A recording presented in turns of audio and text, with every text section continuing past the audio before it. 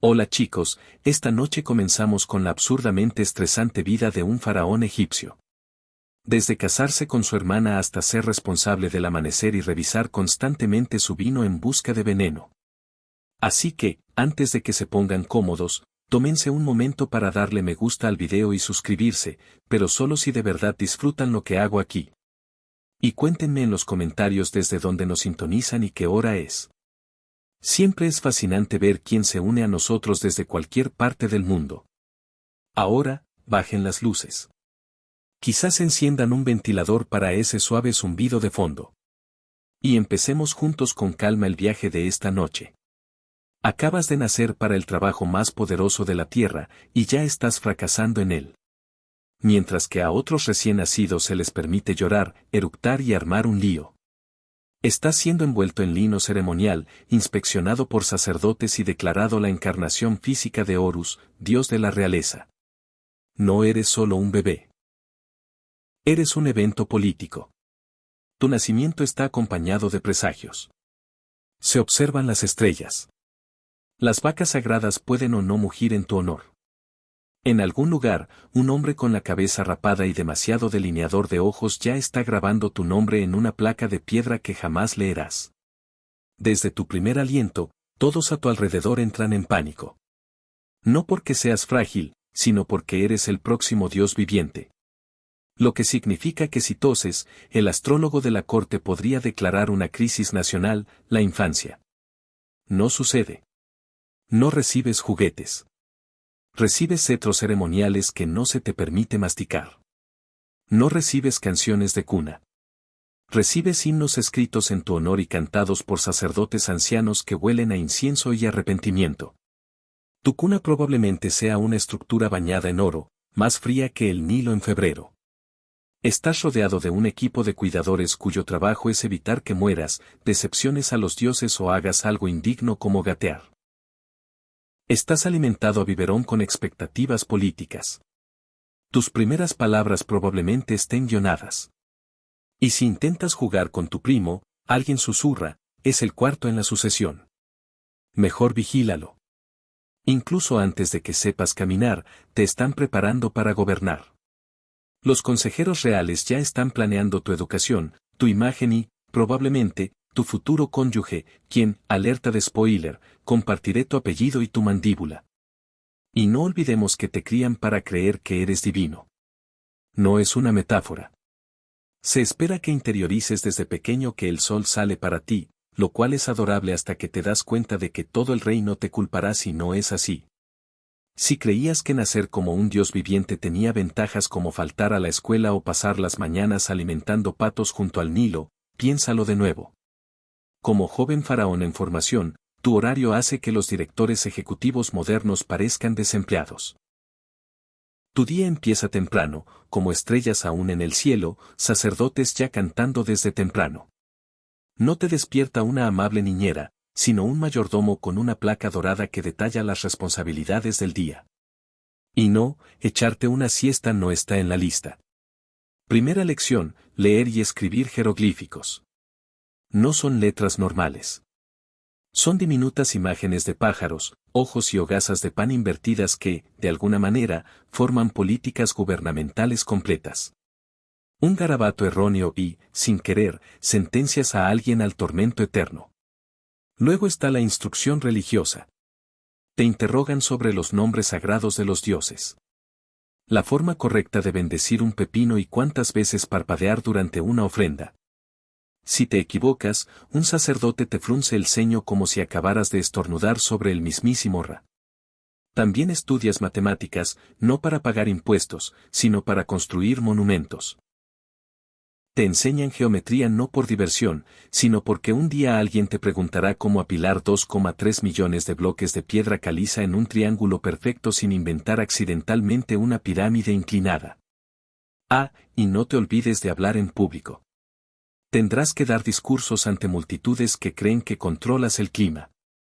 No hay forma de improvisar cuando tus palabras pueden interpretarse como una instrucción divina. Di algo incorrecto y, de repente, los precios del grano se desploman. La estrategia militar es lo siguiente. Tienes 10 años. Nunca has lanzado una piedra con ira, pero ahora se espera que conozcas las formaciones en el campo de batalla, las técnicas para cruzar ríos y cómo mencionar casualmente castigar a los nubios en una conversación. Filosofía, eso no lo entiendes. En cambio, te enseñan a mantener Mayat, el sagrado equilibrio cósmico, lo cual suena poético hasta que te das cuenta de que significa asegurar que las cosechas crezcan, que los criminales no se rebelen y que nadie insulta a los dioses durante la temporada de inundaciones. Todo esto ocurre bajo la atenta mirada de tutores que son a partes iguales maestros, informantes y ataques de ansiedad ambulantes. Al final del día, tu cabeza está llena de símbolos, horarios, leyes sagradas y la suficiente paranoia política como para mantenerte despierto por la noche. En la mayoría de las infancias, tus amigos son los niños que comparten meriendas, juguetes y el deseo mutuo de evitar las tareas. Pero cuando eres el futuro faraón, tus amigos son más como enemigos potenciales envueltos en túnicas de lino. Cada niño con el que interactúas es una variable política. Ese chico alegre que te hace carreras por los jardines del palacio. Es el hijo del sumo sacerdote. El que siempre gana en los juegos de mesa. El sobrino de un general. Y la chica con la que realmente te gusta hablar. Ya estás comprometido con tu primo para la estabilidad dinástica. No estás rodeado de amigos. Estás rodeado de personas con títulos, linajes y padres con aspecto muy nervioso. Todos se portan bien, pero solo porque eres considerado sagrado y sus carreras dependen de tu favor. Eso no es amistad. Eso es networking. Incluso tus tutores informan sobre tu comportamiento. ¿Mostraste señales de independencia? Excelente. Y también amenazante. ¿Cuestionaste los rituales? No excelente y posiblemente herético. ¿Preguntaste si tu primo podía dejar de mirarte durante el almuerzo? Alarmante y definitivamente yendo al pergamino. La privacidad no existe. No puedes escabullirte por diversión porque la diversión es sospechosa. Si desapareces por 10 minutos, alguien alerta a la guardia del palacio. Eres divino después de todo, y lo divino no debe vagar desatendido como una cabra de granjero común. Y que Dios te ayude si muestras favoritismo. Invita a un niño a jugar a la cineta, y otros 3 escriben cartas airadas en pictogramas. Dile algo amable a la hija de un noble y de repente corre el rumor de que has elegido a tu reina a los 9 años. Entonces, ¿qué haces? Te vuelves reservado, educado, políticamente neutral. Dominas el arte de reír sin querer y elogiar túnicas que odias en secreto.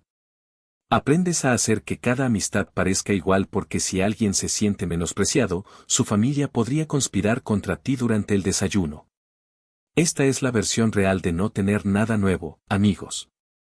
No porque no los quieras, sino porque cualquiera de ellos podría convertirse en tu asesino, tu rival o, peor aún, en tu cuñado. A estas alturas, ya no eres solo un príncipe. Eres oficialmente divino. No divino de la realeza. Un Dios real en la tierra, divino. Los sacerdotes lo confirman. Los pergaminos lo dicen. Y la gente se inclina como si hubieras inventado personalmente la luz del sol, lo que suena impresionante hasta que te das cuenta de que nadie te preguntó si estabas listo para ese tipo de presión. Cada vez que estornudas, alguien lo declara un mensaje del cielo. Cada paso que das está ritualizado. Y cada error que cometes debe explicarse cuidadosamente de una manera que no insinúe que los dioses son torpes u olvidadizos. Pero aquí está el truco. Aunque todos te llaman Horus en la tierra, todavía te golpeas el dedo del pie, todavía te salen granos y todavía tienes dolores de estómago por demasiados higos. Divino, tal vez, pero no inmune a la mala digestión. La contradicción es asombrosa. Te enseñan que eres todopoderoso, pero no puedes salir del palacio sin 5 guardias, 3 sacerdotes y una procesión de carros. Supuestamente controlas las inundaciones del Nilo, pero si tropiezas con un gato, alguien empieza a susurrar sobre malos augurios. También se espera que mantengas Mayat, el equilibrio divino del cosmos. Suena poético hasta que te das cuenta de que significa que te culpan personalmente si hay una sequía, un disturbio o una cosecha ligeramente decepcionante. Y, Por supuesto, hay rituales constantes y agotadores. Debes hablar con frases divinas especiales. Comes alimentos santificados. Participas en ceremonias donde tienes que fingir que derrotas al mal usando accesorios y pesados objetos dorados mientras sudas con una túnica de lino. En privado, puedes sentir dudas, tal vez incluso aburrimiento. Pero no puedes decirlo porque decir, no estoy seguro de ser un dios, es la forma más rápida de provocar un colapso teológico o ser reemplazado por un primo que sí lo está. Así que sonríes, bendices estatuas, saludas desde balcones y te preguntas en silencio cuántos dioses antes de ti también odiaron en secreto este trabajo. Porque esta es la verdad. Ser un dios no era liberador. Era un desempeño a tiempo completo con consecuencias eternas. Se esperaba que fueras perfecto, místico y celestial. Incluso en los días en que lo único que querías era comer, granada en paz. Y nadie te advierte que cuanto más alto te colocan, más solo te sientes en la cima del monte de la divina expectativa. Así que la pubertad ha llegado. Se te quiebra la voz. Tu cuerpo está cambiando. Y justo cuando las cosas no podían ponerse más incómodas, tus consejeros aparecen con un pergamino y una sonrisa, anunciando, es hora de elegir esposa. Preferiblemente a tu hermana. Sí, a tu hermana. En la noble tradición de mantener la pureza de la línea de sangre, un término que aquí significa genéticamente arriesgado, ahora se espera que te cases con un pariente cercano. Tu tía, tu media hermana, tu prima, todas opciones perfectamente aceptables según la política dinástica y sin ningún asesor genético. Romance, irrelevante, preferencia personal, no parte de la ceremonia. Esto es cuestión de apariencia. Eres divino. Ella es divina.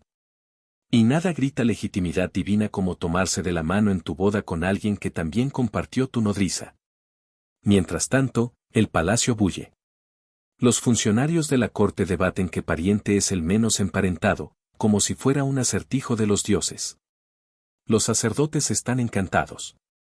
El linaje sigue siendo celestial. Los sirvientes hacen apuestas. Solo intentas fingir que esto es normal. Pero mejora porque no se trata solo de matrimonio. Se trata de herederos. Rápido. Apenas te ha salido el primer pelo en la barbilla. Y ya hay presión para tener un mini faraón que mantenga el linaje. Sin presión, chico. Solo todo Egipto cuenta con tus incómodas hormonas adolescentes. Y mientras todo esto sucede, se espera que mantengas la calma, la compostura y la ceremonia. Porque no eres solo un esposo.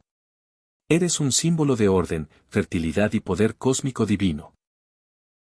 Especialmente durante los rituales donde desfilas con tu nueva esposa, quien, para recordártelo, también podría ser tu sobrina. En privado, podrías sentir asco, confusión o simplemente la imperiosa necesidad de huir al desierto y gritar en una duna de arena. Pero expresar eso te haría parecer inestable. Así que, en cambio, asientes, sonríes, asistes al banquete, te casas con tu hermana y te convences de que es por el bien del reino. Porque, que es un poco de endogamia cuando el destino de Egipto depende de que produzcas un heredero que se parezca a un dios, puede que tengas 3 codos o no. Esta es la pubertad real, patrocinada por la genética, la política y la negación. Y lo único más retorcido que el árbol genealógico es fingir que todo es completamente divino. Por fin te han coronado faraón. Hora de disfrutar de la gloria, ¿verdad? No del todo. Primero, te pegan una barba postiza a la barbilla con cera de abeja y te atan una cobra a la frente. ¡Felicidades! Ahora pareces una estatua muy ansiosa con dolor de espalda. Hablemos de la corona. No es un bonito accesorio real ligero. Es un tocado sólido, a menudo de doble capa, hecho de cuero, lino y, a veces, de metal auténtico. Lleva simbolismo, un simbolismo pesado y sudoroso, y tienes que estar de pie durante horas al sol mientras los sacerdotes cantan cosas al oído sobre el universo según tu postura. La doble corona es la verdadera estrella aquí. Combina la corona roja del Bajo Egipto con la corona blanca del Alto Egipto, lo que significa que lo gobiernas todo, lo cual es hermoso en teoría y terrible para el cuello. Se siente como equilibrar dos cascos y una planta de interior sobre el cráneo. Luego vienen los atuendos ceremoniales. Faldas largas blancas, fajas de piel de leopardo, petos dorados, todo hecho para impresionar a los dioses y abrumar tus articulaciones. El lino se adhiere en todos los lugares equivocados. El oro no respira y no se permite inquietarse ni siquiera si un insecto se arrastra por la espinilla. Y las sandalias, olvídate de la comodidad. Son decorativas. Son básicamente chanclas de papiro que no ofrecen soporte para el arco y te recuerdan constantemente que el estilo en el antiguo Egipto era anterior a la circulación. Pero nada de esto es opcional. Debes verte divina, no cómoda en un carro. Divina esculpida en la divinidad eterna divina. Incluso si sudas a mares, te rozas con oro y tratas desesperadamente de no desmayarte en el Nilo, cada atuendo que usas, cada color que eliges, cada pluma que sobresale torpemente de tu tocado tiene implicaciones cósmicas. El símbolo equivocado podría ofender a un dios. El color equivocado podría indicar inestabilidad política. El dobladillo equivocado podría provocar accidentalmente una hambruna. Sin presión. Ahora formas parte de una declaración de moda con siglos de antigüedad, hecha para los dioses, no para la flexibilidad ni la circulación del aire. Y la única hay algo más agotador que gobernar Egipto, es hacerlo con 14 kilos de pompa espiritual y fingiendo que no te pica. Tu trono puede ser de oro, pero no es ergonómico. Y lo único más pesado que la corona es la expectativa de que la uses como si la disfrutaras. Ser faraón conllevaba poder ilimitado y culpa ilimitada.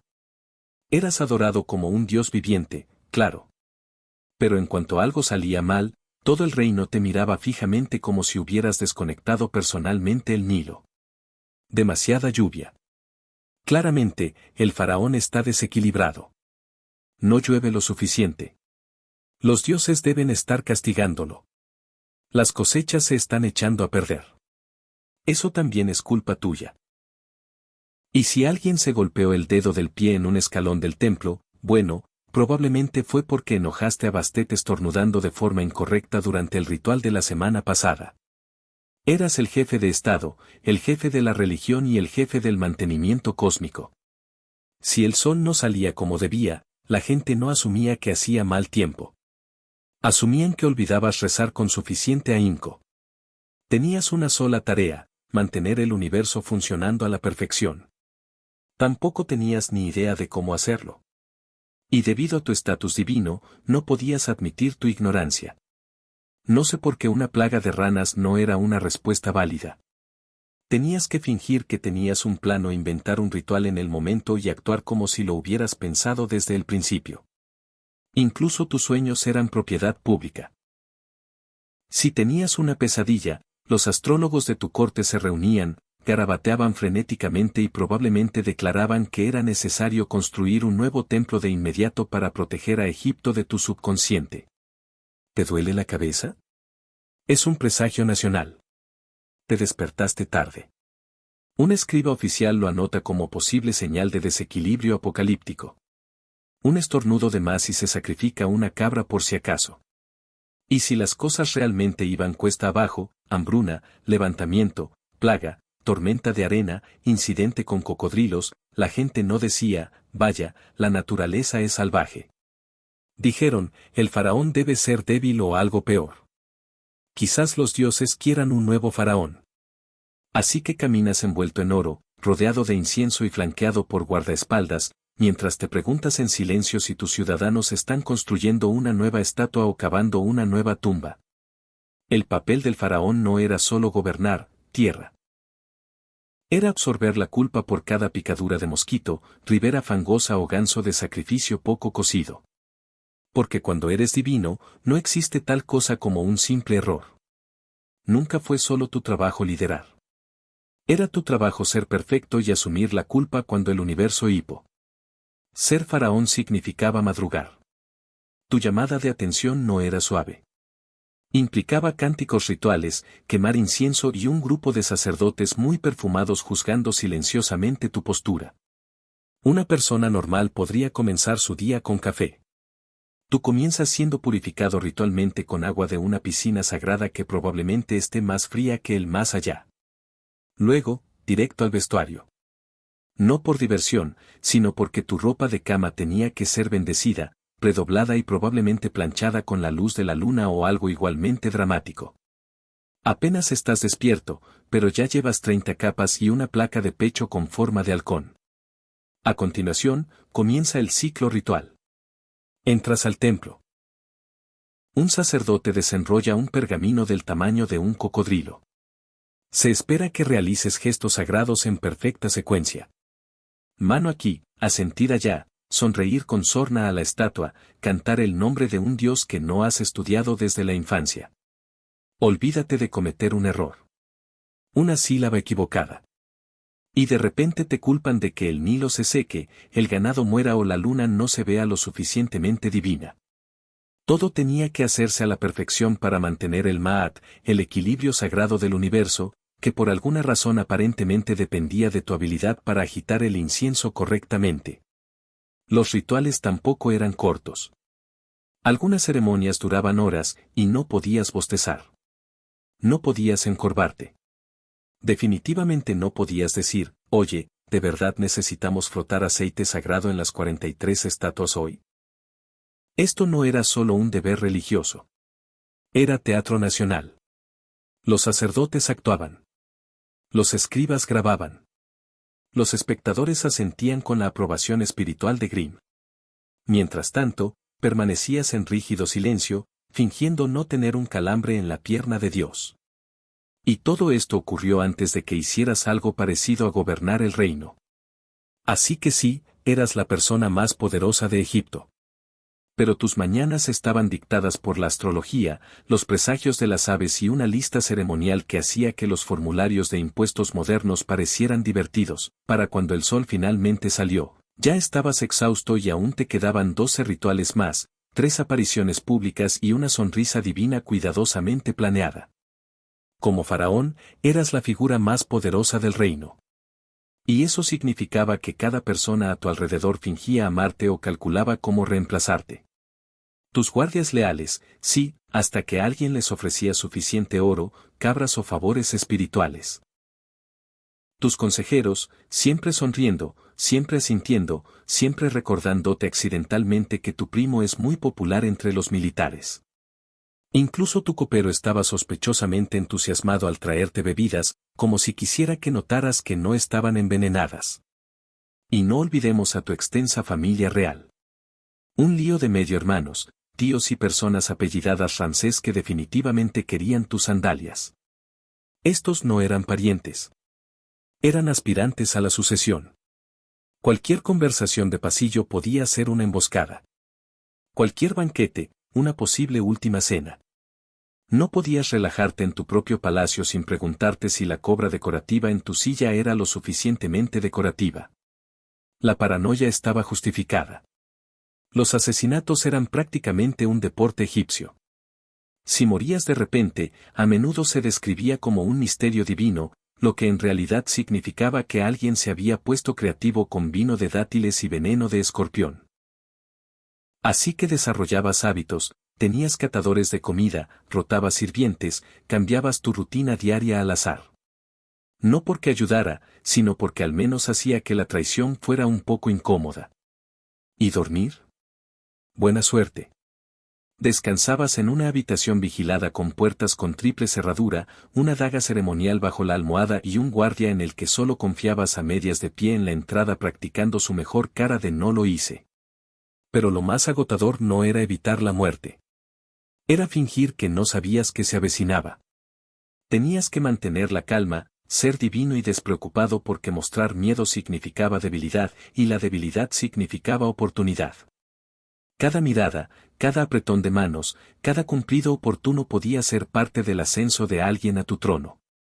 Y si cometías el error de confiar en la persona equivocada, bueno, ya no tendrías que preocuparte por la política. Ser faraón no se trataba de gobernar. Era sobre sobrevivir en un palacio lleno de gente que se inclinaba durante el día y afilaba cuchillos por la noche. Como faraón, se esperaba que fueras muchas cosas. Divino, sabio, inquebrantablemente sereno e increíblemente fotogénico con un calor de 40 grados mientras vestías una placa de oro en el pecho y una sonrisa que no sugería un colapso inminente. La vida pública egipcia se basaba en la ceremonia. Largas y elaboradas procesiones por calles llenas de gente que te amaba, te temía o simplemente venía por el pan gratis. Te parabas en carro saludando como una deidad en un desfile mientras te preguntabas en secreto si desmayarse se consideraba un mal presagio. Los atuendos no ayudaban. Estabas ataviado con túnicas elaboradas, joyas brillantes, cetros simbólicos y un tocado ceremonial que atrapaba el calor como un horno portátil. Tu lino se pegaba a lugares que el lino nunca debería tocar, y tus sandalias aplastaban como si estuvieran rellenas de papiro empapado. Soportabas horas de rituales, bendiciendo vacas sagradas, cortando cintas ceremoniales con un cuchillo de oro, por supuesto, y aceptando ofrendas que no querías de nobles en quienes no confiabas. Sonreías, asentías y, de vez en cuando, murmurabas, que los dioses te bendigan, mientras morías en silencio por dentro. El sol. No le importaba que fueras un dios. Caía como un juicio divino. Se te corría el maquillaje, el incienso te asfixiaba. Y, sin embargo, todos los ojos de la multitud te observaban, esperando ver la perfección, no una insolación bajo una faja de piel de leopardo. Y si flaqueabas, si parecías cansado o molesto, o, Dios no lo quiera, ligeramente humano, comenzaban los rumores. El faraón estaba disgustado. El faraón estaba débil. Los cielos se estremecían. Te perdías una bendición ceremonial del ganso y, de repente, la gente murmuraba sobre la sequía. Incluso los festivales, que parecían divertidos, eran solo más trabajo. Tenías que asistir a banquetes donde no podías comer, a bailes donde no podías moverte y a obras religiosas donde te interpretabas a ti mismo y aún así no conseguías un papel con diálogo. No era una celebración, era teatro. Y siempre eras el actor principal. Al final del día, regresabas cojeando al palacio, empapado en sudor y divinidad, preguntándote cuántas estatuas más tendrías que bendecir antes de que los dioses finalmente te concedieran una siesta. Ser faraón en público significaba fingir constantemente que estabas pasando un momento espiritualmente profundo mientras te asabas lentamente como un pato ceremonial en exhibición. En la superficie, eras faraón, Horus en la tierra, señor de las dos tierras, gobernante divino de todo lo adyacente al Nilo. Pero detrás de esa fachada brillante se alzaba una fuerza aún más poderosa, los sacerdotes. Verás, los templos no eran solo para rezar. Eran bancos, granjas, escuelas, bibliotecas, oficinas de impuestos y, con toda probabilidad, el equivalente egipcio antiguo de los centros de datos. El sacerdocio controlaba el grano, la tierra, el oro, la opinión pública y la culpa metafísica, lo que significaba que, aunque tú llevaras la corona, ellos llevaban los libros de contabilidad. Cada templo era un reino dentro de tu reino, y su sumo sacerdote era su director general. Estos no eran ancianos inofensivos tarareando himnos. Eran estrategas políticos con túnicas, expertos en astrología, contabilidad y chantaje sutil. Gestionaban a los dioses, los festivales, los presagios y, lo más importante, tu imagen pública. Si estornudabas en un día festivo, podían interpretarlo como una desaprobación divina. Si llevabas una banda del color equivocado, podía significar que Ra estaba triste y, de repente, comenzaban los disturbios de la cebada. Y, sin embargo, tenías que colaborar con ellos. Sin los sacerdotes, tu divinidad podía desvanecerse de la noche a la mañana. Bastaba con una nueva profecía grabada en la pared de un templo y, ¡zas!, los dioses habían elegido otra. Peor aún, los templos estaban exentos de impuestos. Atesoraban riquezas con inmunidad sagrada. Mientras tanto, tu tesoro luchaba por mantenerse lleno a menos que iniciaras una guerra, vendieras grano o extorsionaras a una caravana mercante. Los sacerdotes tenían estatuas doradas de chacales con mejores planes de jubilación que tus generales militares. Pero lo peor es que fingían servirte, faraón. Vivimos solo para defender tu voluntad divina, decían, mientras desviamos recursos discretamente, gestionamos espías y aconsejamos a tus enemigos que intenten la oración y también la traición. Eras la figura decorativa, el símbolo luminoso, el Dios viviente, y ellos eran el comité que decidía cuán piadoso podías ser esta semana. Si te metes con los templos, la nación se rebela. Obedece a los templos y poco a poco te convertirás en su mascota. Fue una lucha de poder con incienso y agresión pasiva. Y él cuanto más reinabas, más te dabas cuenta. Los dioses podían vivir en los cielos, pero sus contables sin duda vivían en Karach. En la mayoría de las familias, el drama significa que alguien olvidó un cumpleaños o hizo un comentario sarcástico en la cena. En la tuya, significaba conspiración, golpes de estado en palacio y algún que otro incidente accidental en el foso de los cocodrilos. Porque como faraón, tu mayor amenaza no era un ejército extranjero. Era tu propia línea de sangre. Te criaste en un palacio lleno de hermanos, primos, tíos y medio tíos que creían que debían sentarse en tu trono. Algunos eran ambiciosos, otros delirantes, todos peligrosos. La sucesión. Eso era una pesadilla. Egipto no tenía una regla de que el primogénito se lo lleva todo. Era más como si ganara quien sobreviviera a más intentos de asesinato y consiguiera la aprobación sacerdotal. La mitad de la corte se pasaba el tiempo intentando adivinar cuál de tus hijos podría convertirse en el próximo faraón, y la otra mitad intentaba asegurarse de que no fuera el equivocado. Tus propios hijos eran preparados como caballos de carreras. Cada uno tenía facciones, tutores, espías y madres que susurraban cuentos antes de dormir sobre cómo los dioses siempre eligen al heredero más guapo. Sutil. Mientras tanto, tus hermanos y tíos no se conformaban con ser personajes secundarios de la realeza. Cada uno de ellos tenía al menos un general en marcación rápida y una inquietante familiaridad con las caídas accidentales de las escaleras. Y, por supuesto, estaban las reinas. Sí, en plural. Tenías múltiples esposas, a menudo todas viviendo bajo el mismo techo, formando alianzas y rivalidades con la precisión de maestros de ajedrez político. Una mirada equivocada a la mujer real equivocada, y de repente el personal de cocina reemplaza silenciosamente a tu catador de vinos. La vida en palacio era como vivir en una jaula realmente hermosa y excesivamente perfumada donde todos eran o tu pariente o tu futuro usurpador. Y los funerales, el drama.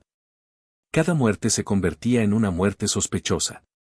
Cada enfermedad, un posible envenenamiento, cada ataque de tos, un tema de chismorreo del templo. Incluso tu propio entierro no era seguro. Saqueaban tumbas, borraban nombres, y tu propio hijo leal podía terminar tu pirámide y luego empezar a tallar tu legado porque quería uno más grande. Ser faraón significaba que el pueblo, quienes mejor te conocían eran también quienes más te querían. Te quitaban, cortésmente, para siempre. Era un bosque real lleno de serpientes. Así que después de una vida de rituales, paranoia, insolación y puñaladas familiares por la espalda, finalmente morías. Pensarías que te habías ganado un respiro. Pero no, en Egipto, estar muerto no significaba estar acabado. Solo significaba que estabas a punto de convertirte en un símbolo espiritual a tiempo completo y en un atrezo de película de terror a tiempo parcial. El proceso de embalsamamiento comienza de inmediato. Te extraen los órganos internos, los pesan y los introducen cortésmente en vasos canopos.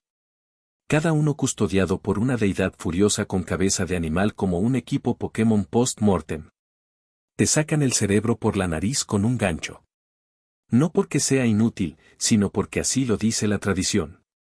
Luego te rellenan con sábanas empapadas en resina y sales de matrona hasta que pareces una pasa sagrada con una venda muy elegante. Tu cuerpo se convierte en una reliquia política envuelta con más fuerza que los pergaminos de impuestos de tu palacio. Luego viene el ataúd, o mejor dicho, ataúdes, en plural. Te meten en una serie de cajas de madera cada vez más ornamentadas, como una especie de muñeca rusa divina. Cada una cubierta de inscripciones en pan de oro y hechizos protectores por si te encuentras con fantasmas groseros en tu camino al más allá. Pero lo realmente espectacular es la tumba. Has pasado la mitad de tu vida y la mitad del PIB del reino construyendo un mausoleum diseñado para gritar inmortalidad. Paredes cubiertas de instrucciones, oraciones e imágenes torpemente dibujadas de ti mismo aniquilando enemigos que definitivamente no te molestarán en el más allá. Por desgracia, tu tumba también grita, por favor, róbame. A pesar de las maldiciones, los guardias y la desorientación arquitectónica, la mayoría de las tumbas de los faraones fueron saqueadas décadas, a veces horas, después de ser selladas. Así que, mientras tus sacerdotes cantaban oraciones por tu espíritu eterno, los delincuentes locales huían corriendo con tu reposapiés chapado en oro. Pero lo peor es que, si olvidan tu nombre, profanan tu tumba o tu cuerpo momificado acaba en la tienda de recuerdos de un museo 3000 años después, no podrás disfrutar del más allá. Así es. Un descuido burocrático y te quedarás atrapado atormentando a algún pobre arqueólogo para siempre. Puede que hayas sido rey en vida, pero en la muerte, tu cebo de museo, moneda política o una advertencia grabada en piedra caliza. Y piensa que ni siquiera has llegado al tribunal. Para alguien que se presentaba como un ser divino, sin duda pasabas mucho tiempo en peligro de muerte. Ser faraón no se trataba solo de construir templos y posar para estatuas. No, también significaba liderar ejércitos personalmente, como tomar tu carro de guerra, ceñirte una espada de bronce e ir a aniquilar a unos extranjeros antes del desayuno. Tus generales hacían los planes. Los escribas escribían la propaganda. Pero tenías que aparecer y fingir que no estabas aterrorizado. Porque la autoridad divina solo funcionaba si la gente te veía liderando la carga físicamente, incluso si no tenías ni idea de cómo sostener una lanza sin parecer que estabas recogiendo la ropa. Y olvídate de esconderte en una tienda como un rey medieval. Se esperaba que cabalgaras al frente de la formación, blandiendo un hacha ceremonial y gritando tu lema divino. Normalmente algo como, los dioses te aplastarán. Mientras esperabas en silencio que el enemigo no tuviera mejores arqueros este año. Incluso si la batalla salía bien, no podías ganar tranquilamente. Tenías que regresar a casa con prisioneros, botín y suficientes manos cercenadas para impresionar a los contables del templo. Todo lo cual desfilaría por las calles mientras sonreías e intentabas parecer humilde y aterrador. ¿Pero perder la batalla? Eso sí que es un problema. Un problema gordo. Porque los faraones no pierden. Si resultabas herido, humillado o, Dios no lo quiera, huías, los sacerdotes podían interpretarlo como un desagrado divino, o peor aún, una excusa para reemplazarte por alguien que no hubiera sido maldecido por la derrota. Así que ahora estás atrapado en un ciclo. Subir los impuestos para financiar una guerra, luchar en la guerra para proteger tu imagen, y luego construir un monumento para exagerar la guerra por si la gente notaba que casi morías. Es caro, agotador y extremadamente malo para la presión arterial. Y aquí está el truco. Incluso si no querías luchar, a menudo no tenías otra opción. Los generales lo exigían. Los asesores insistieron. Los dioses enviaron un sueño. O tal vez los sacerdotes simplemente se quedaron sin cosas que hacer y decidieron que era temporada de castigo otra vez. No eras solo el faraón. Eras el departamento de marketing de la ambición militar nacional. ¿Y si tú? Si no ganaste, más te vale que te entierren rápido, porque la historia no es amable con los héroes de guerra divinos que regresan a casa sin trofeos. Después de todos los rituales, la guerra, las puñaladas por la espalda de hermanos y la paranoia envuelta en lino, uno pensaría que la historia al menos te daría una ovación de pie. Pero no, el insulto final de ser faraón era este. Tu legado estaba completamente fuera de tus manos. Podrías encargar el templo más grandioso, tallar tu nombre en cada obelisco y enterrarte bajo una montaña de oro. Pero solo hacía falta un sucesor celoso con un cincel, y ¡puf!, nunca exististe. Nombre borrado, estatuas profanadas, logros reasignados a tu sobrino nieto, que gobernó durante 6 minutos y se declaró hijo del sol y, además, súper genial. Borrar nombres no era solo mezquindad, era un asesinato espiritual. En el antiguo Egipto, si nadie pronunciaba tu nombre, tu alma no podía llegar al más allá, lo que significa que no eras simplemente olvidado. quedaste atrapado en un limbo cósmico porque tu bisnieto quería tu presupuesto piramidal. Y aunque no te borraran, podrían reescribirte. De repente, tu desastrosa batalla se convierte en una gloriosa victoria. Tu personalidad afable se eleva a incuestionablemente heroica. Ese vergonzoso incidente del cocodrilo se omitió por completo. Las generaciones futuras trataron tu legado como un proyecto de grupo del que no leyeron las notas. Te recordaron no por quién eras, sino por lo que hacía que el siguiente quedara mejor. Y para algunos faraones, la verdadera humillación llegó miles de años después, cuando sus tumbas, cuidadosamente custodiadas, fueron descubiertas por arqueólogos que inmediatamente las abrieron, colocaron a sus momias bajo luz fluorescente y enviaron sus uñas a museos. Ese sarcófago de oro que te pasaste la vida preparando ahora es una vitrina para las excursiones escolares de primaria. Tus recortes de uñas de los pies reales están etiquetados, catalogados y posiblemente disponibles en la tienda de regalos como llaveros. Gobernaste imperios. Eras un dios. Y ahora eres un esqueleto en una caja con clima controlado. Mientras los turistas pronuncian mal tu nombre y se preguntan si tus maldiciones siguen activas. Así que sí, eras la encarnación viviente del orden divino, el elegido de Ra, el señor de las dos tierras. Y tu mayor recompensa, siendo ligeramente tergiversado por un bloguero de viajes 3.000 años después. Harold Sigurdsson llegó al mundo en el año 1015, gritando, suponemos, en un reino ya en llamas. Noruega era un campo de batalla. Su medio hermano Olaf Haraldson luchaba con uñas y dientes para unificar el país bajo una sola corona. No iba bien. Los nobles odiaban a Olaf. Los daneses querían su cabeza. Y las antiguas tradiciones paganas se resquebrajaban bajo el peso de la realeza cristiana. Así que el bebé Harold no nació en una cuna de comodidad, sino en un mundo de puntas de espada, alianzas cambiantes y disputas familiares. Su familia tampoco era común. Su padre, Sigurdsson, era un rey menor, más agricultor que guerrero, pero rico y respetado. Su madre, Gudbrandera, fue la impulsora política de la familia, ambiciosa, astuta y fervientemente cristiana. Y lo más importante, fue la madre de Olaf Haraldsson, quien pronto sería San Olaf. Eso convirtió a Harold en un príncipe de sangre y destino, y en un hermano menor que crecería viendo a un rey guerrero intentar unir a un país. Desde el principio, Harold no fue tratado como un niño que algún día podría hacer algo importante. Fue entrenado como una futura pieza de ajedrez en un juego que ya era sangriento. A los 10 años, podía manejar una espada. A los 11, sabía montar a caballo. Y a los 15, cabalgaba hacia la batalla. Sí, 15. Ese fue el año en que Olaf perdió su trono ante los invasores daneses y regresó del exilio en 1030 para reclamarlo. Reunió un ejército harapiento de leales y marchó hacia su perdición en la batalla de Stiklad. ¿Y adivina quién cabalgó con él? Harold. Con solo 15 años, Harold cabalgó junto a su legendario hermano contra las fauces de un ejército superior. Sin pintura de guerra, sin armadura gloriosa, solo un adolescente con cota de malla con demasiado idealismo y poco miedo. La batalla fue un desastre. Olaf murió.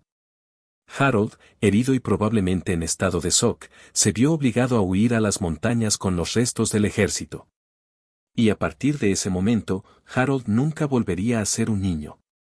Sería un fugitivo, un superviviente y un hombre moldeado por la derrota. El príncipe vikingo había entrado en escena, no en gloria, sino en sangre y retirada. Este no era el final de la historia de Harold. Era solo el prólogo. Después de Stiklustad, Harold no desapareció. Se retiró. Herido y afligido, huyó hacia el este, cruzando la nevada espina dorsal de Escandinavia hacia los anchos ríos y oscuros bosques de Kievan-Rus.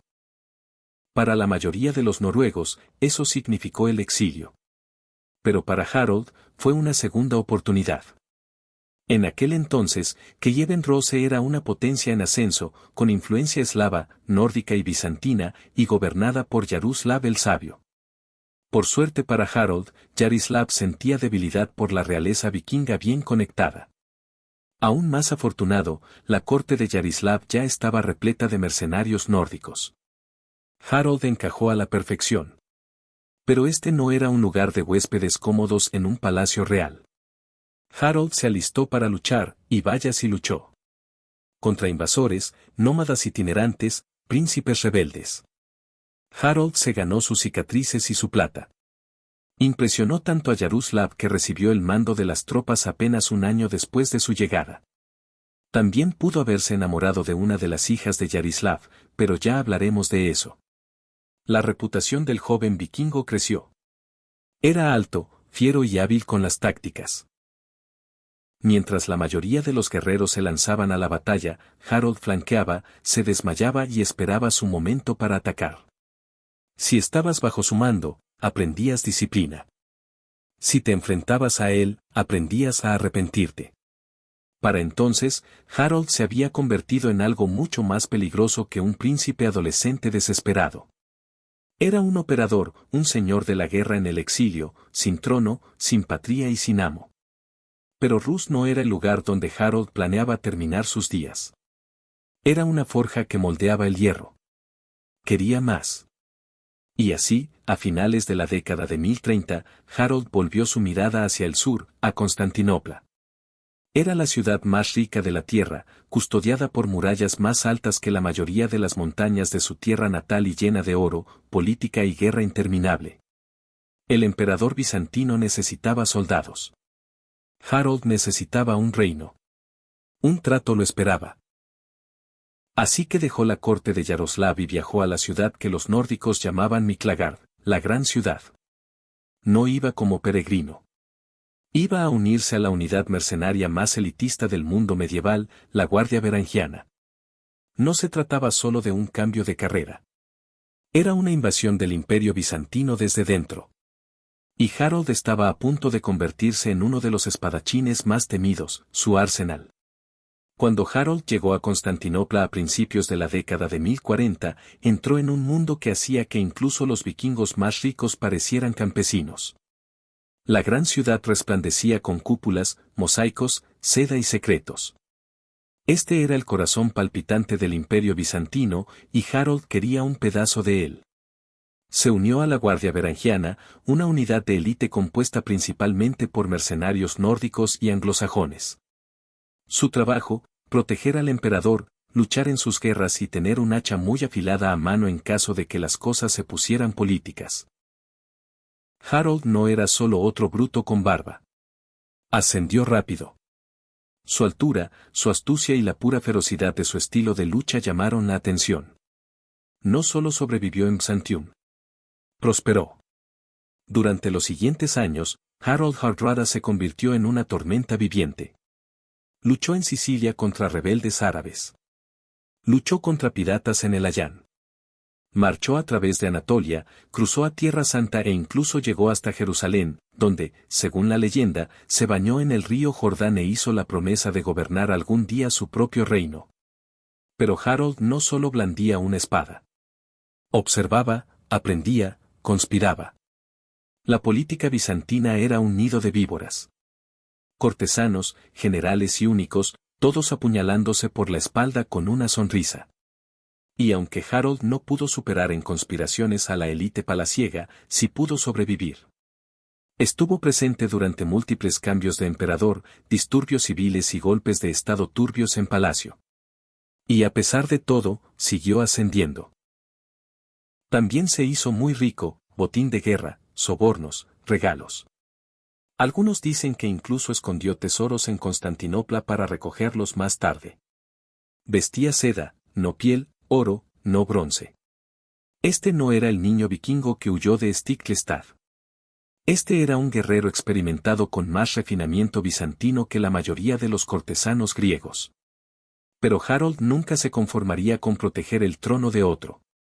Y cuando el emperador empezó a verlo como una amenaza, solo otro extranjero ambicioso con demasiado oro y demasiados amigos, Harold decidió que era hora de partir. Escapó de Bizancio como había sobrevivido a todo lo demás, con una combinación de coraje, fuerza y pura terquedad vikinga. Había pasado casi una década luchando por emperadores. Ahora lucharía por sí mismo. Su siguiente parada, casa, Noruega. Y esta vez no volvía a mendigar. Volvía a gobernar. A las 10:45, Harold Hardrada había terminado de ser el mercenario de nadie. Regresó a Escandinavia, un señor de la guerra curtido en batallas, reluciente de oro bizantino, con exóticos mercenarios a la saga y suficiente experiencia en el campo de batalla como para hacer que la mayoría de los reyes parecieran aficionados. Pero Noruega no estaba precisamente desplegando la alfombra roja. En ese momento, Noruega ya tenía un rey, Magnus el Bueno, hijo ilegítimo del hermanastro de Harold, San Olaf. Magnus se había mantenido en el trono razonablemente bien. Era joven, popular y había unificado Noruega y Dinamarca bajo su mando. Pero lo que le faltaba era la experiencia, la riqueza y la ambición de Harold. Así que Harold hizo lo que cualquier vikingo que se precie haría, contrató un ejército. Con su tesoro bizantino, Harold reclutó guerreros de toda Rusia y Suecia. Entonces llegó a un acuerdo con Svanasson, el rival de Magnus en Dinamarca. Harold ayudaría a Sweyn a reclamar Dinamarca y, a cambio, Sweyn ayudaría a Harold a desafiar a Magnus por Noruega. Fue un romance medieval caótico basado completamente en el odio mutuo y las barcas. Pero Harold en realidad no necesitaba invadir. Magnus, presentiendo una sangrienta guerra civil en ciernes, tomó una decisión sorprendente.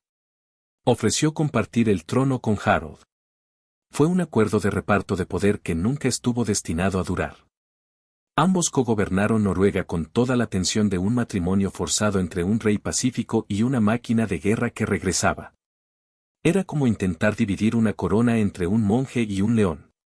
Y Harold no era el monje. En 1047, tan solo 2 años después de su incómodo acuerdo, Magnus murió repentinamente. Algunos dicen que fue enfermedad, otros susurran veneno. Harold no perdió el tiempo en lamentarse. Se apoderó del trono de Noruega sin pestañear y lo dejó clarísimo. Ahora era el rey de las almas. Pero no estaba satisfecho. Él también quería Dinamarca. Y así comenzaron casi 2 décadas de guerra entre Harold y Swan Astrusen. Incursiones, batallas, escaramuzas. Harold azotó las costas danesas con la misma energía que antaño ejerció sobre las fortalezas árabes. Quemó ciudades, se apoderó de barcos y no dejó ninguna aldea sin saquear. Sin embargo, nunca pudo controlar el territorio. Dinamarca resistió.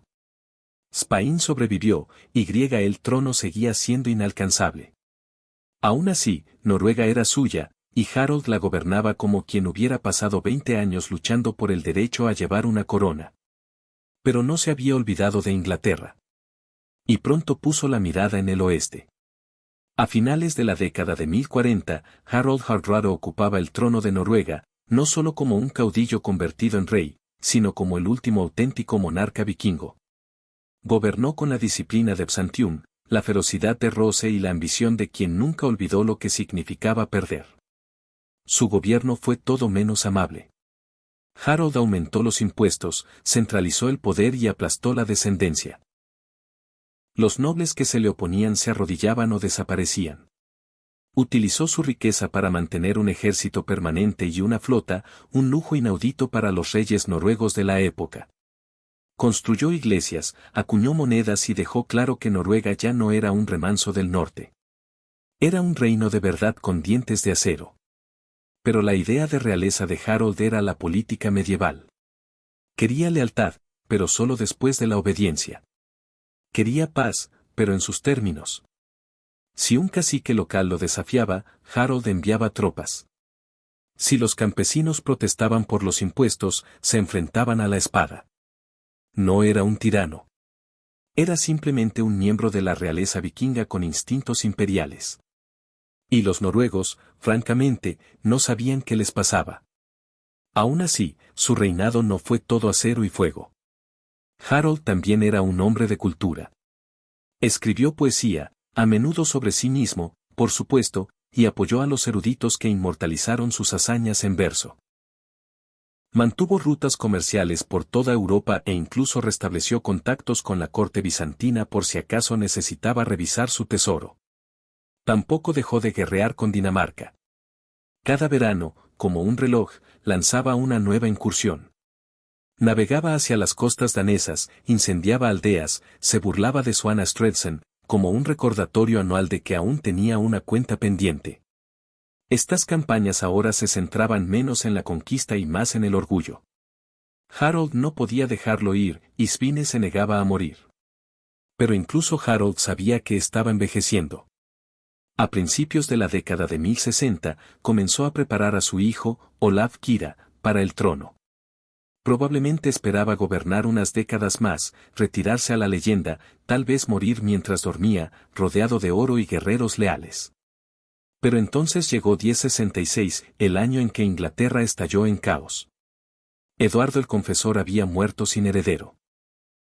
Surgieron numerosas reclamaciones, y Harold, con las sienes canosas, pero aún afilado como una lanza, vio su última gran oportunidad. Ya no quería solo Noruega o Dinamarca. Venía por Inglaterra.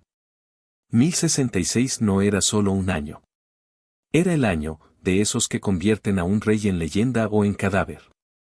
Y Harold Hardrada, cercano a los 50, pero aún corpulento como un oso, estaba a punto de arriesgarse una última vez. Eduardo el Confesor, rey de Inglaterra, había muerto sin descendencia. El trono estaba en juego. Harold Godwinson lo reclamó. Guillermo de Normandía se preparó para la invasión. Pero entonces, desde el gélido norte llegó Harold, porque ¿por qué no? Tenía una reclamación a medias a través de un antiguo acuerdo con el rey danés Knut, quien una vez gobernó Inglaterra. ¿Tenía sentido legalmente? En realidad, no. Pero en la lógica vikinga, una reclamación más un ejército equivale a un trono. Y Harold trajo un ejército. Se alió con Tostig Godwinson, el amargado hermano exiliado de Harold, el nuevo rey de Inglaterra. Tostig prometió apoyo inglés.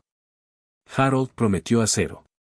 Con alrededor de 300 barcos largos y más de 10.000 guerreros, navegó a través del Mar del Norte, tal como lo habían hecho sus ancestros vikingos durante siglos.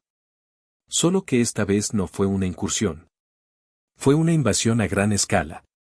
En septiembre de 1066, desembarcó cerca de Lumber y avanzó hacia York. Los ingleses no estaban listos. En la batalla de Fulford, Harold aplastó una fuerza reunida apresuradamente bajo las orejas del norte. Las puertas del norte de Inglaterra se abrieron. York se rindió. La antigua magia vikinga había regresado. Harold tenía confianza.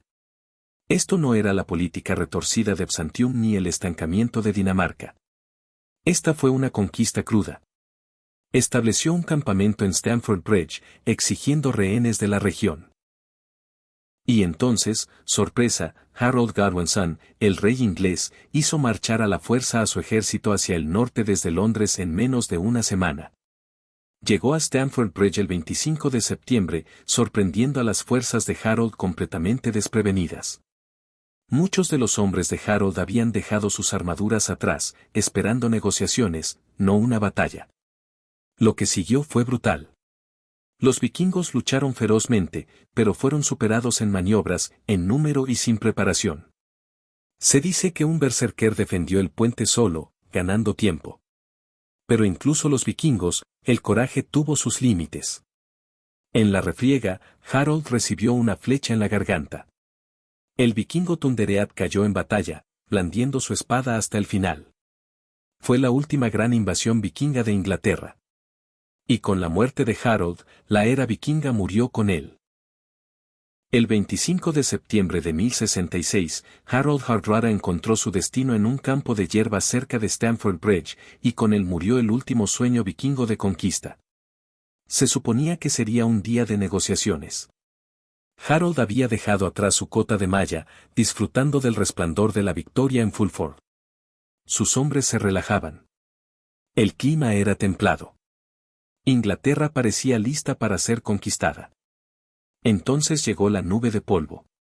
Harold Godwinson había llevado a cabo uno de los movimientos de tropas más rápidos de la historia medieval. Él y su ejército habían marchado casi 200 metros en menos de 4 días. Y no llegaron en silencio. Los ingleses sorprendieron a los noruegos totalmente desprevenidos, dispersos y prácticamente sin armadura. Lo que siguió no fue una batalla. Fue una masacre. Aún así, los vikingos no se rindieron. Lucharon con la desesperación de quienes sabían que el Mar del Norte estaba demasiado lejos. Un solo guerrero bloqueó el estrecho puente con un hacha enorme, retrasando el avance inglés y convirtiéndose en una leyenda instantánea.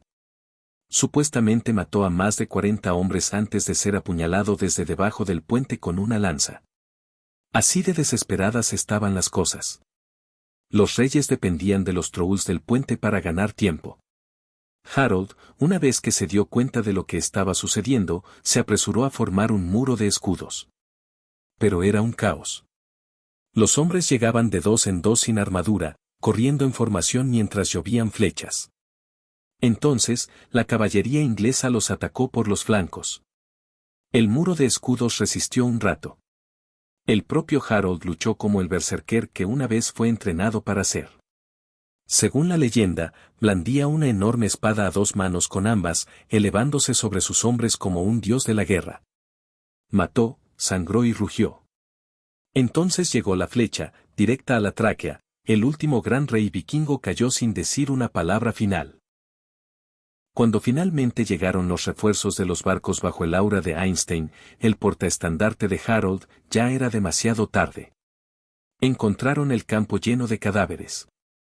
El propio Einstein murió en lo que se conoció como la tormenta de Orís, una fatalidad, un contraataque que terminó con más sangre nórdica empapando suelo inglés.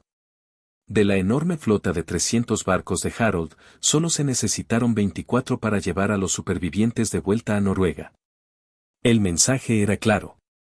La era de la conquista vikinga había terminado. Los barcos dragón navegarían a casa, pero su fuego se había extinguido. La muerte de Harold Hardrad en Stamford Bridge no solo puso fin a una campaña. Cerró un capítulo en la historia mundial. La era vikinga, ese siglo glorioso, brutal y ávido de oro, de incursiones, sagas y largos barcos, había exhalado oficialmente su último aliento. Y, como era de esperar, murió con un rey vikingo cayendo en batalla lejos de casa, espada en mano, con los pulmones llenos de sangre. Pero el impacto se extendió mucho más allá del campo de batalla.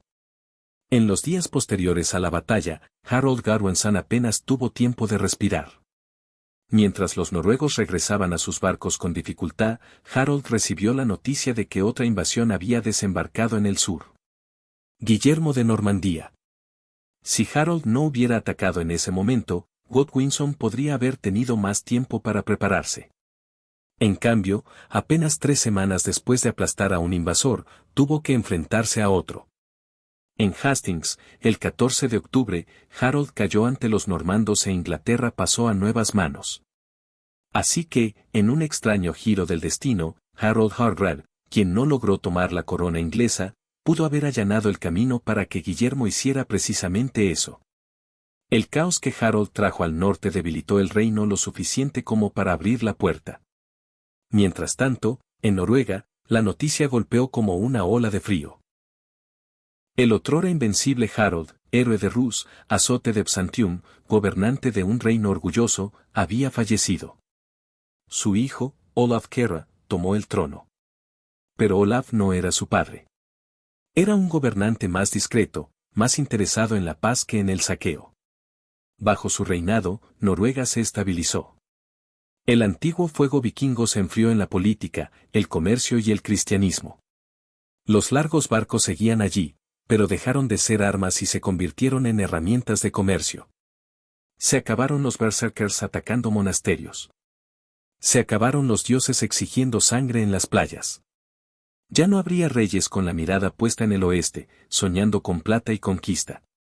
Las sagas seguirían cantándose, pero los hombres que las inspiraron eran ahora fantasmas.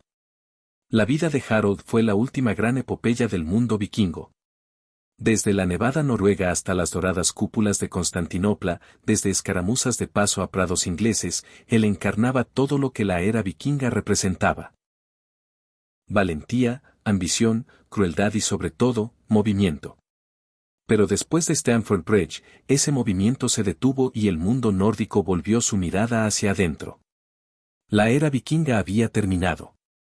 El mundo medieval había comenzado. La muerte de Harold Hardrada puede haber marcado el final de la era vikinga, pero su legado fue demasiado grande para ser enterrado con él. Incluso siglos después, su historia resuena a través de sagas, baladas y libros de historia como un cuerno de batalla a través de un fiordo. Él no era solo un rey. Era un símbolo de una era moribunda, de la ambición vikinga en su forma más salvaje y de lo que sucede cuando un hombre se niega a desvanecerse silenciosamente en la historia.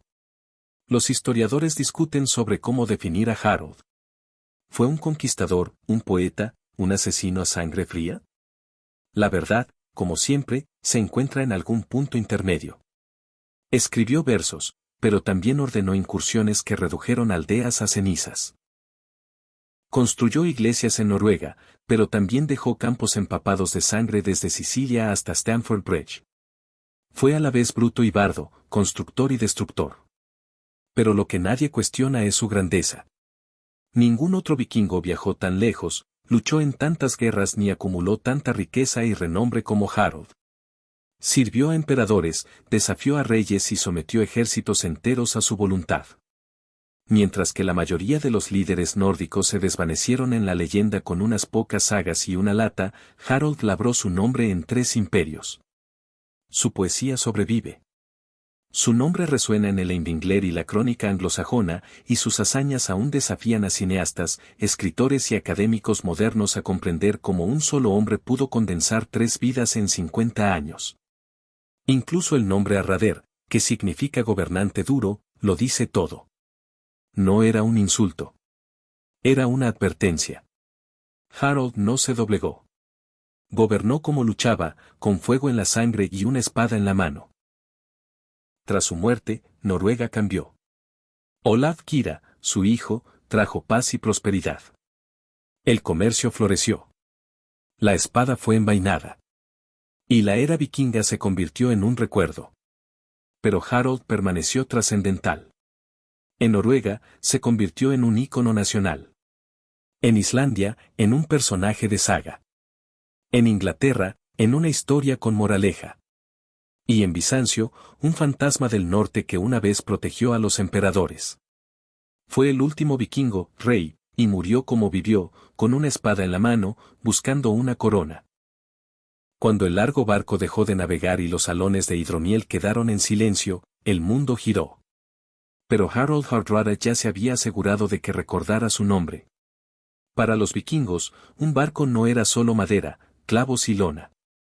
Era identidad, legado y destino. Era la forma de comerciar, de saquear, de viajar y de fallecer. Así que, cuando un jefe o un guerrero moría, enterrarlo en un barco no era solo una ceremonia, sino esencial. En la creencia vikinga, el barco era una vasija sagrada que unía el mundo de los vivos y los muertos.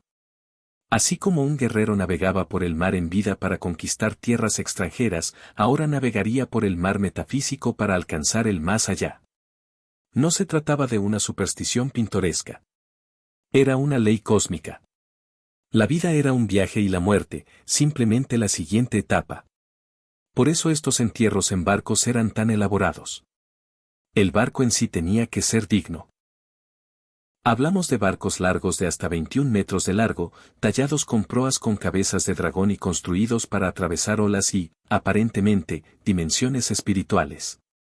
El cuerpo se colocaba en el centro, generalmente sobre una cama o un montón de pieles a su alrededor.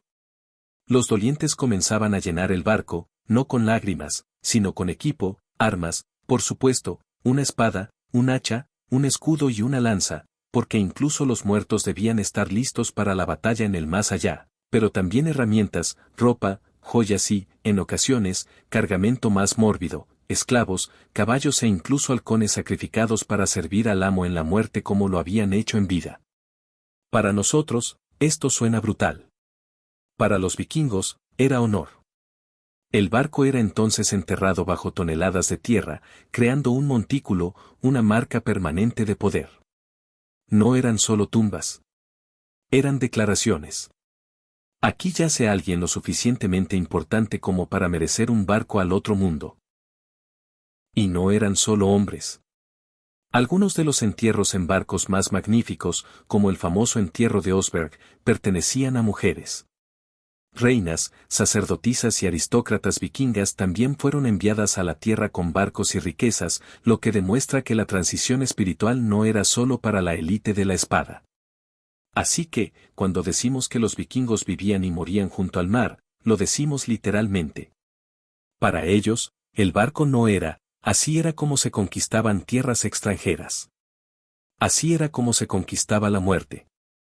Si los entierros en barcos vikingos suenan a leyenda, los descubrimientos de Osberg y Gstad la convirtieron en realidad. No eran fosas polvorientas y antiguas. Eran cápsulas del tiempo. Barcos completamente intactos, rescatados del suelo noruego, repletos de esplendor, secretos y el inconfundible aroma de un legado. Empecemos por el barco de Oerberg, desenterrado en 1904. Cuando los agricultores empezaron a excavar cerca de un túmulo funerario en el sureste de Noruega, no esperaban encontrar un barco dragón de 70 toneladas de eslora. Pero allí estaba, inmaculadamente conservado bajo la arcilla, casi intocado por el tiempo. La proa se alzaba en una elegante curva serpenteante, con la superficie cubierta de intrincados tallados. La artesanía era asombrosa. No era un barco de guerra. Era ceremonial, un coche fúnebre real para alguien excepcional. Pero aquí está el giro inesperado. El entierro de Osberg albergaba a 2 mujeres. Una de ellas, mayor, probablemente noble o de la realeza. La otra, más joven, posiblemente una sirvienta o una suma sacerdotisa. La mujer mayor pudo haber sido una reina o una poderosa Bulver, una marinera vikinga.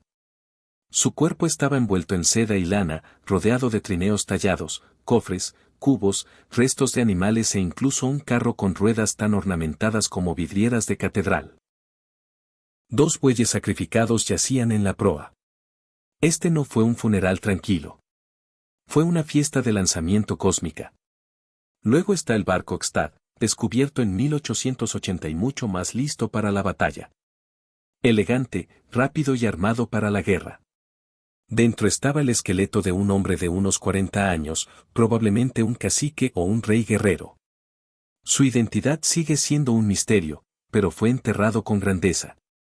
Escudos alineaban los costados del barco, y junto a él había camas, armas, piezas de juego y los restos de 12 caballos, 6 perros e incluso 2 pavos reales. Sí, pavos reales.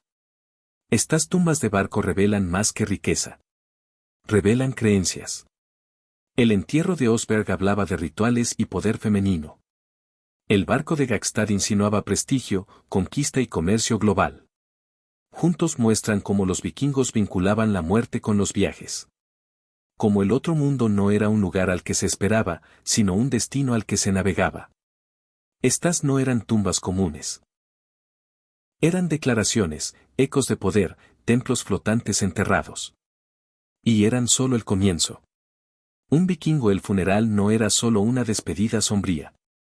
Era un espectáculo, un poderoso rito de paso teatral diseñado para lanzar a los muertos al otro mundo y asegurar que los vivos nunca olvidaran su nombre. Y los entierros en barcos eran el evento principal. Todo comenzaba con el cuerpo.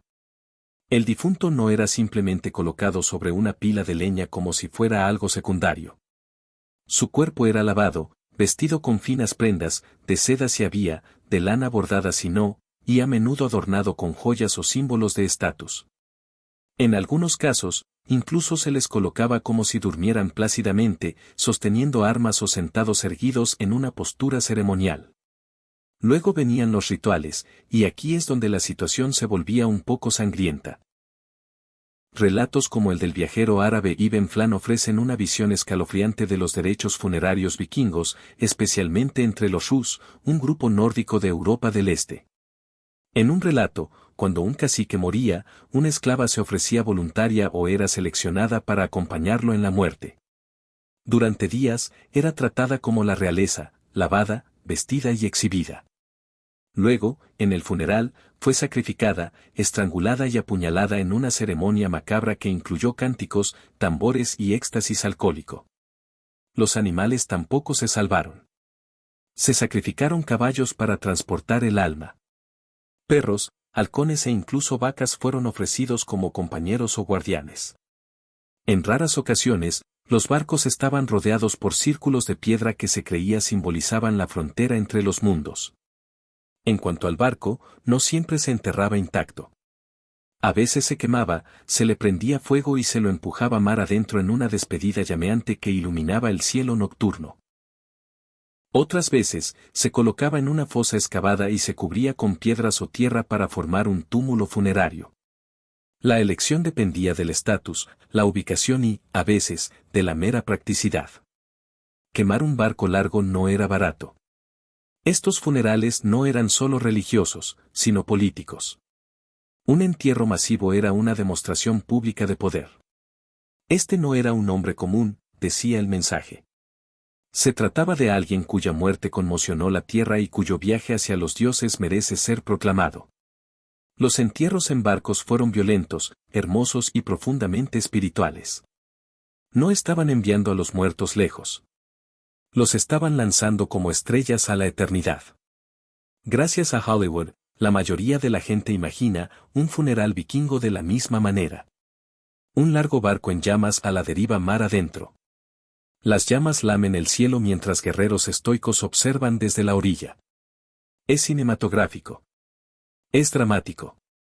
También es principalmente ficción. Entonces, ¿cuál es la verdad? La realidad es que los entierros en barcos, no las quemas, fueron mucho más comunes en el registro arqueológico. Túmulos funerarios como los de Osberg, Gstad y Chun muestran largos barcos cuidadosamente colocados en el suelo, cargados con ajuares funerarios y cubiertos con tierra o piedras. Estos tampoco eran de talla única. Algunas tumbas de barco eran enormes y extravagantes. Otras eran sencillas y modestas. Pero la clave fue la preservación. El barco no fue destruido. Fue transformado en una tumba. Entonces, ¿de dónde proviene la quema? Esa ardiente despedida proviene principalmente de fuentes literarias como las sagas islandesas y los relatos de testigos oculares extranjeros. Por ejemplo, el diplomático árabe Ibn Fulan describe el funeral de un ruso en el que se incendió el barco de un cacique con el cuerpo y las víctimas del sacrificio en su interior. Pero incluso ese ejemplo es complejo. Podría no haber sido un barco completo, sino una estructura simbólica con la forma de uno. Es posible que se quemaran barcos, especialmente en regiones donde el entierro no era viable o donde el fuego tenía un peso simbólico. Una cremación en el mar tendría sentido si el terreno para el entierro fuera limitado o si la persona estuviera destinada a unirse a los dioses de forma dramática. Pero desde un punto de vista arqueológico, los restos de barcos quemados son extremadamente raros. En realidad, la idea de un barco en llamas pudo haber sido tan importante como el acto en sí. El fuego era sagrado para los nórdicos. Purificaba. Transformaba. Un barco en llamas no era solo un espectáculo. Era un motor espiritual, que enviaba el alma a través del humo hacia los dioses celestiales. Pero el entierro tenía ventajas. Preservaba el legado. Dejaba un monumento físico, algo a lo que los vivos podían regresar. Un túmulo era un marcador, un recuerdo en la tierra. Y eso importaba en una sociedad donde el honor, el linaje y la saga lo eran todo. Entonces, ¿cuál era real? Ambos. Pero los barcos enterrados dejaban atrás los huesos de la historia. Los que ardían. Solo dejaban leyenda y humo. Olvídense del estereotipo de las mujeres vikingas esperando en casa, tejiendo junto al hogar. En la muerte, al igual que en la vida, las mujeres nórdicas inspiran admiración, miedo y ceremonia. Y en ningún lugar se aprecia esto con mayor claridad que en los entierros en barcos de mujeres de la época vikinga, especialmente en aquellos que rivalizaban y, en ocasiones, eclipsaban a sus homólogos masculinos. El entierro de Oserberg sigue siendo el ejemplo más impactante. Desenterrado en 1904, albergaba no a una, sino a dos mujeres, una mayor y otra menor. Descansaron en uno de los barcos vikingos más suntuosos jamás encontrados. El barco en sí era una obra maestra, curvas amplias, cabezas de dragón talladas y tablones dignos de un rey. Pero esta no era la tumba de un guerrero. Era la de una reina o, posiblemente, la de una vulva. Una vulva era una seirus, una hechicera, una profetisa que transitaba la frontera entre los mundos. Y los ajuares funerarios de Oserberg, varitas, bastones y restos de animales místicos insinúan rituales y magia. Si la figura principal era, en efecto, una vulva, entonces el entierro honraba no solo el poder político, sino también la autoridad espiritual. En la sociedad nórdica, esto podía ser tan influyente como la esgrima. Y luego está la riqueza incalculable. Trineos, carretas, textiles, tapices, sedas importadas, lechos ceremoniales y animales sacrificados, todo ello amontonado alrededor de estas mujeres como si fueran enviadas no solo al más allá, sino para seguir gobernando. Otras tumbas en Escandinavia confirman este patrón. La reina Gausel, enterrada cerca de Stavanger, fue enterrada con joyas de oro, vasijas de bronce importadas y finos aparejos de montar. Su tumba irradiaba estatus. El barco de Latby también mostraba indicios de enterramiento femenino de alto estatus, y los estudiosos aún debaten si algunas tumbas de guerreros, con armas incluidas, pertenecen a mujeres. La evidencia de ADN de una tumba en Burka, Suecia, sugiere que una guerrera de alto rango enterrada con un arsenal completo era biológicamente mujer. Entonces, ¿qué nos dice esto? Que en la cultura vikinga, las mujeres podían ostentar el poder y llevarlo consigo. Ya fuera como aristócratas, reinas, sacerdotisas o doncellas escuderas, no estaban excluidas de los entierros en barco. Estaban centrados en ellos. No solo acompañaban a los reyes en la muerte. A veces eran los reyes. Cuando un vikingo era enterrado en un barco, no iba solo. Lo enviaban con ajuar funerario, una colección cuidadosamente seleccionada de los objetos que podría necesitar, desear o merecer en el más allá, pero no se trataba solo de espadas y plata. Estos barcos estaban llenos como cápsulas del tiempo, ofreciéndonos una extraña y fascinante ventana a la vida y muerte vikingas. Primero, las armas. Casi todos los entierros de élite en barcos las incluyen, espadas con empuñaduras decoradas, lanzas, escudos y hachas de batalla. Pero estas no eran solo refuerzos para la lucha contra fantasmas en el Valhalla. Eran una declaración de intenciones. Una espada demostraba que los muertos tenían poder, estatus y honor. En algunos casos, las hojas se doblaban o rompían deliberadamente, no por falta de respeto, sino para destruir el arma y dejar que siguiera a su dueño al más allá. Pero las armas no eran las únicas herramientas que se empacaban para el viaje.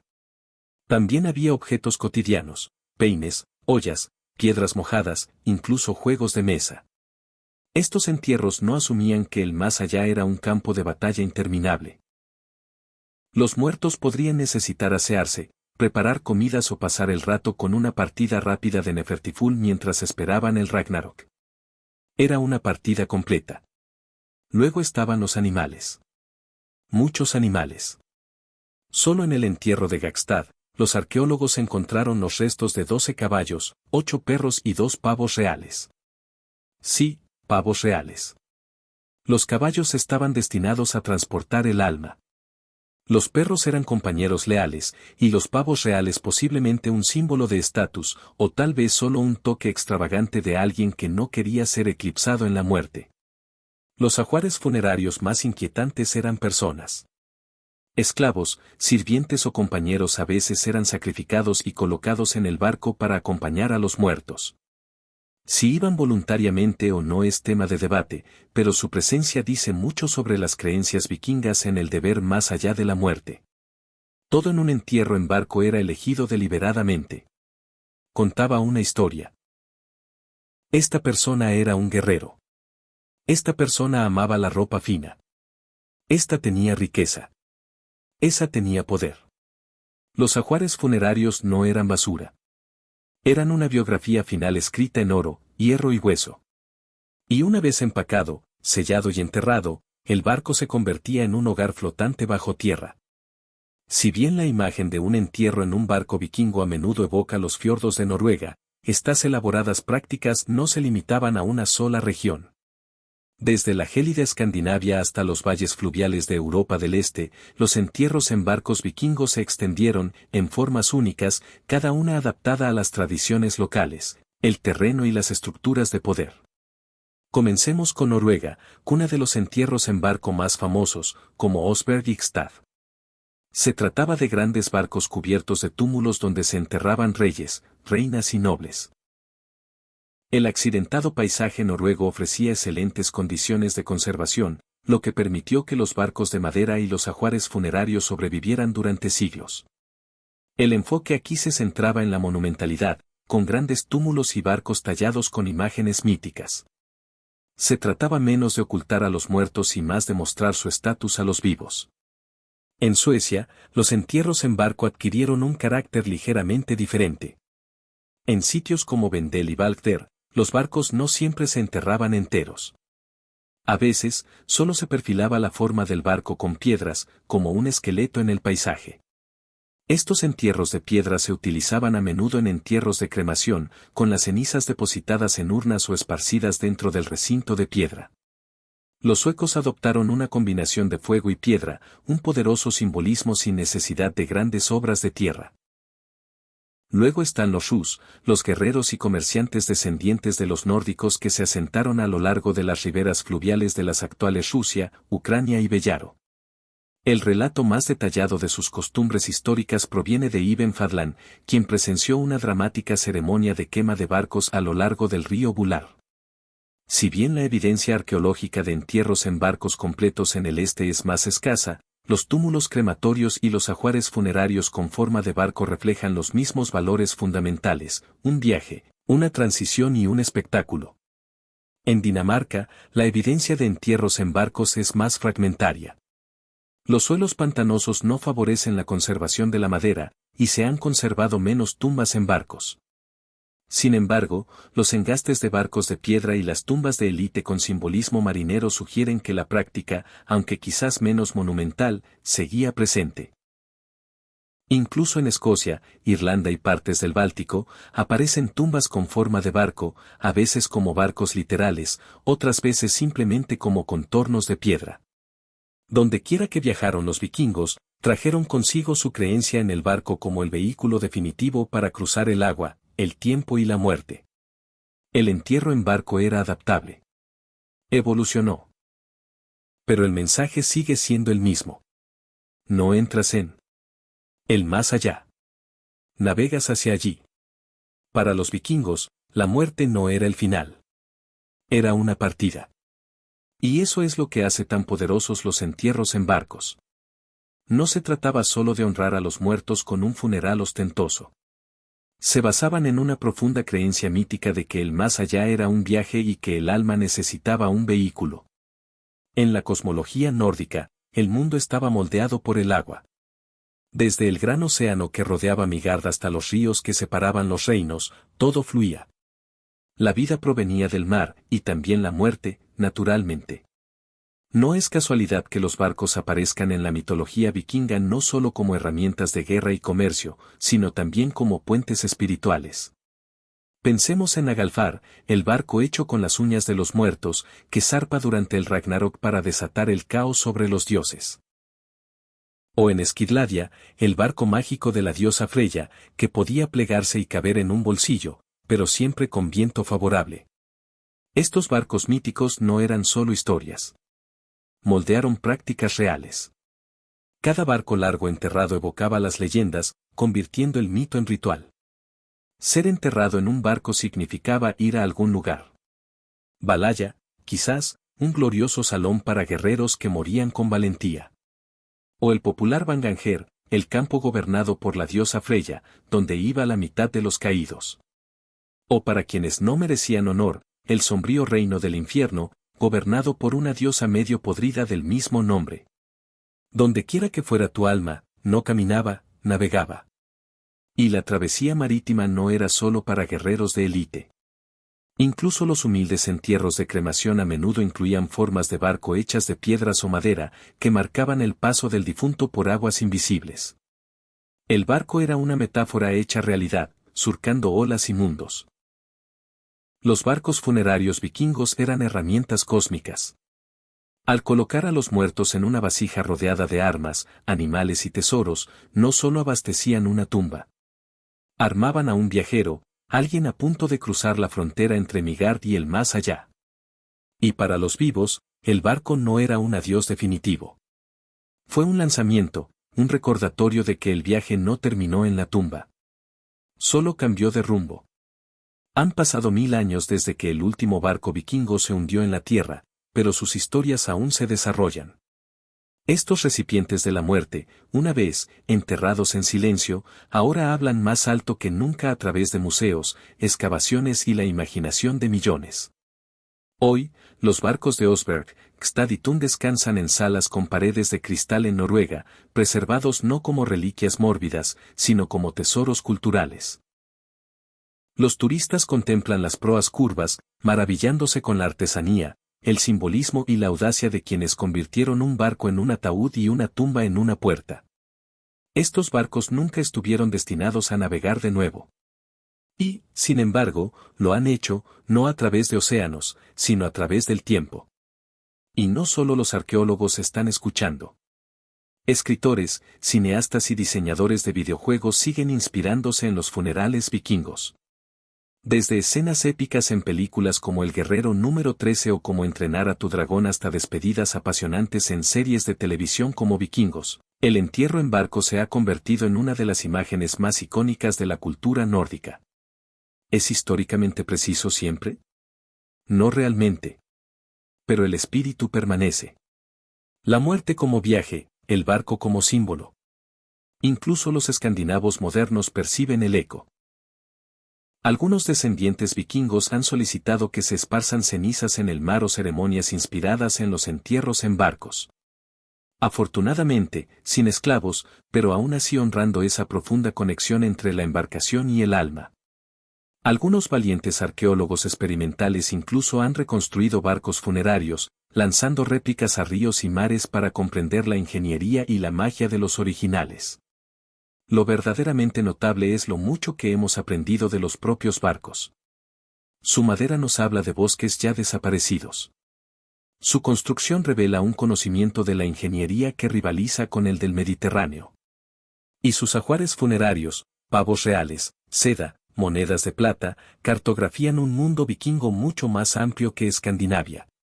El entierro en barco vikingo no era solo un funeral. Era una actuación final. Un último acto en una vida de guerra, comercio, poesía y poder.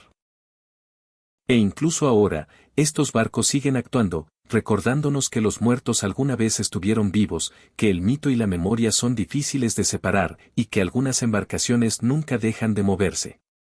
Simplemente navegan por mares diferentes. El amor cortés no se trataba de matrimonio, procreación ni de construir un hogar estable. Se trataba de anhelo, imposibilidad y una extraña mezcla de sufrimiento y éxtasis, y para el siglo XII, este concepto se había vuelto tan popular entre la nobleza que, de hecho, desarrolló su propio manual de reglas no escrito, en parte manual de seducción, en parte ejercicio filosófico y completamente desfasado de la realidad. Nacido en las cortes del sur de Francia, especialmente en la región de Aquitania, el amor cortés se basaba menos en la emoción real y más en el desempeño. Los nobles, y a menudo los caballeros, se dedicaban a una dama, generalmente de mayor estatus o ya casada. Pero en lugar de aspirar a conquistarla en un sentido romántico, el objetivo del caballero era adorarla a distancia. Componía poemas, emprendía peligrosas misiones en su nombre y sufría gloriosamente en silencio. Si esto suena a masoquismo emocional disfrazado de armadura, en cierto modo lo era. Las reglas eran claras. El amor debe ser secreto. Debe ser difícil. Y nunca debe consumarse por completo porque, una vez cumplido, el amor pierde su pureza. En este juego, el sufrimiento era el objetivo. El desamor de un caballero era prueba de su devoción. Cuanto más desesperado es el amor, más noble es el espíritu. Este nuevo código de amor se entrelazaba con los ideales de la caballería, el código nocturno de honor, servicio y valentía. Un caballero perfecto era valiente en la batalla y humilde ante su dama. El amor no era una distracción de la caballería. Era una prueba de ella. Un caballero capaz de soportar el desamor sin romper sus votos ni su honor era el verdadero ideal. Y, sin embargo, el amor cortés era profundamente hipócrita. Mientras el caballero componía floridos versos sobre la dorada cabellera de su dama y su gracia imposible, su matrimonio con un poderoso noble continuaba imperturbable. Y aunque los ideales enfatizaban la moderación y la virtud, la historia está plagada de amoríos, escándalos e incluso duelos provocados por estas supuestas obsesiones platónicas. Aún así, la idea prendió fuego. Poetas, trovadores y juglares se labraron carreras creando historias de caballeros que sangraban por amor, damas que lloraban por honor y el eterno dolor del deseo insatisfecho. Real o no, la fantasía del amor cortés transformó la forma en que la Europa medieval concebía la pasión, el poder y el género. El amor se había convertido en algo más que una emoción. Se había convertido en un código. Antes de Shakespeare o los sonetos, había troudores, poetas y músicos errantes que se convertían el amor no correspondido en una forma de arte, una nota de botín y una estrofa de desamor a la vez. No se trataba de campesinos cantando sobre cerveza y cosechas. A menudo eran nobles, cultos, políglotas y muy conscientes de lo peligroso y adictivo que era cantar sobre la esposa de otro. El movimiento trovador comenzó en Occitania, en lo que hoy es el sur de Francia, a finales del siglo XI y principios del XII. Estos intérpretes componían canciones en occitano, una lengua romance, y su tema era casi siempre el mismo, un amor inalcanzable. Un caballero perdidamente enamorado de una dama noble. Una dama atrapada en el matrimonio, pero venerada desde lejos. Todo era una miseria bellamente orquestada. Las canciones troudoras no se interpretaban en tabernas llenas de humo, sino en los grandes salones de los castillos. El público, señores y damas, veía sus propios deseos secretos reflejados en los versos. Un buen troudor podía hacer sonrojar a una duquesa con una sola metáfora. Un gran poeta podía iniciar un escándalo que perduraba durante generaciones.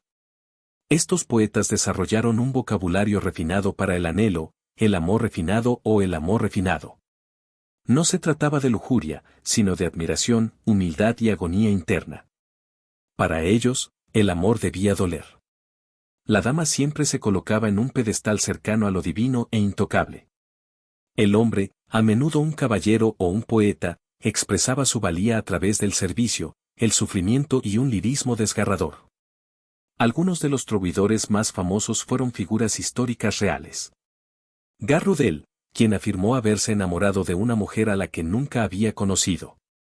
Bonnard de Ventadon, quien convirtió el desamor en éxitos, y Leonor de Aquitania, mecenas de las artes, quien probablemente inspiró muchos de estos relatos y quizás también los vivió. Los troudores no solo inventaron las canciones de amor medievales. Inventaron la idea de que expresar el amor a través del arte era noble, incluso sagrado.